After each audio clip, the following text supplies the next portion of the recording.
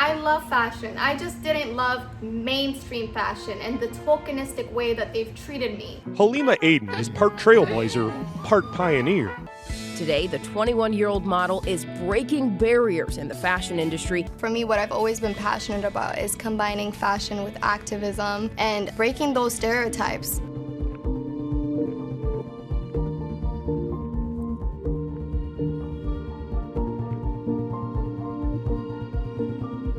There's ways to still be part of the fashion world while still remaining true to who you are. She called me and was like, I want a model, can you help me sign with maybe your agency? And I remember panicking and I was like, oh my God, no. Like, I want you to focus on school. I want you to stay in school. All the things that I've seen backstage with other models and what they had to go through, I didn't want that space for my little cousin who I care about so much.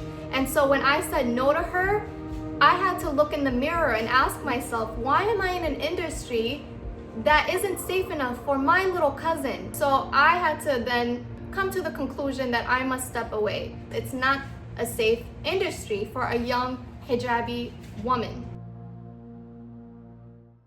I think Muslim women now more than ever, we are reclaiming our time, we are reclaiming our identities, we're wearing our hijabs very proudly, and it's incredible to be in spaces and to represent Muslim women, but in a way that's also, you're not conforming in order to fit in, you're yourself.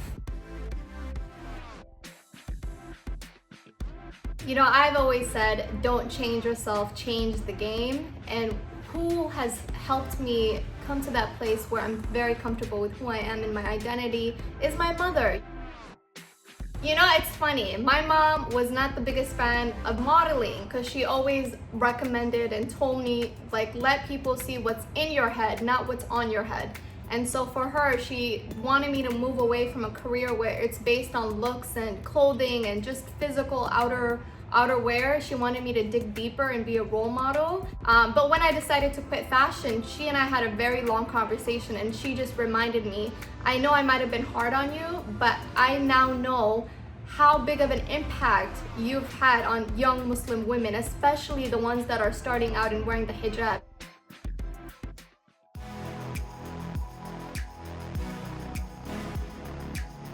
It's not easy being a minority within a minority within a minority, and being a Black, Muslim, Somali American, former refugee. I have so many identities that make up who I am, and that just means there's more people around the world that can relate to a part of my story. I get messages from Christian parents telling me, thank you for making modesty look cool for our young girls.